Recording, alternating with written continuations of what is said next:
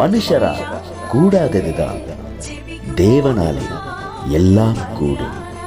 மத்தேயு 19ஆம் அதிகாரம் 26வது வசனம். ஆராதிப்போமே அவரை.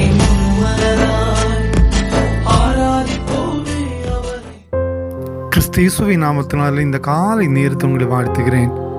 மீண்டுமாக இந்த நம்பிக்கையின் செய்திக்கு உங்களை யாவரையும் வாழ்த்தி வரவேற்கிறேன். மத்தேயு 19:26 தேவனால் எல்லாம் கூடும் என்று வாசிக்கிறோம். Everything is possible by God. அன்பான குடும்பத்தின் மக்களே, என் தேவனால், என் ஆண்டவரால், நான் நம்பி இருக்கிறவரால் எல்லாமே கூடும் என்ற நம்பிக்கை நமக்கு தேவை. ஒருவேளை இந்த உலகத்திலே நம்மால் சாதிக்க முடியாத அநேக காரியங்கள் உண்டு. மனிதர்களால் செய்து முடிக்க முடியாத அநேக காரியங்கள் உண்டு. ஆனால் எது எப்படியானாலும் நம் ஆண்டவரால் எல்லாம் கூடும் என்ற நம்பிக்கையை நாம் பெற வேண்டும். என்னுடைய வாழ்க்கையில நான் சந்திக்கிற இந்த போராட்டங்களுக்கு, என் வாழ்க்கையில சந்திக்கிற இந்த பிரச்சனைகளுக்கு, என்னுடைய சரீரத்தில் வந்திருக்கிற இந்த பலவீனங்களுக்கு, என் வாழ்க்கையில வந்திருக்கிற இந்த கடன் பிரச்சனைகளுக்கு, என் வாழ்க்கையில வந்திருக்கிற இந்த எதிர்பாராத பாடுகளுக்கு கர்த்தருடைய சமூகத்தில் பதில் உண்டு என்று நாம் நம்ப வேண்டும்.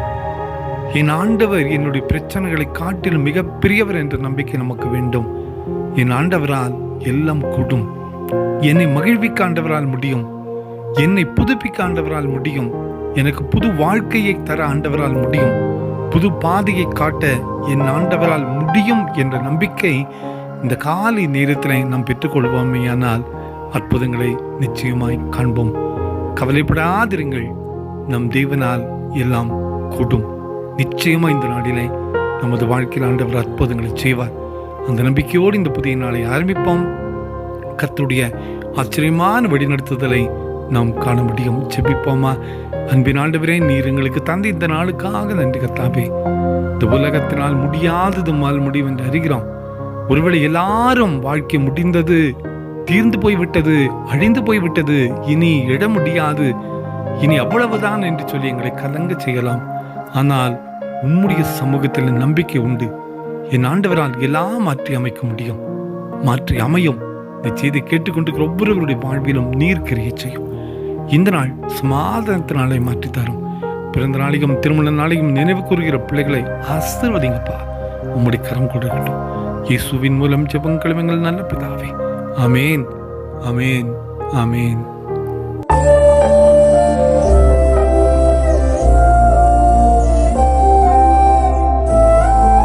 கர்த்தர் உங்களையும் உங்கள் குடும்பங்களையும் ஆசீர்வதிப்பார்.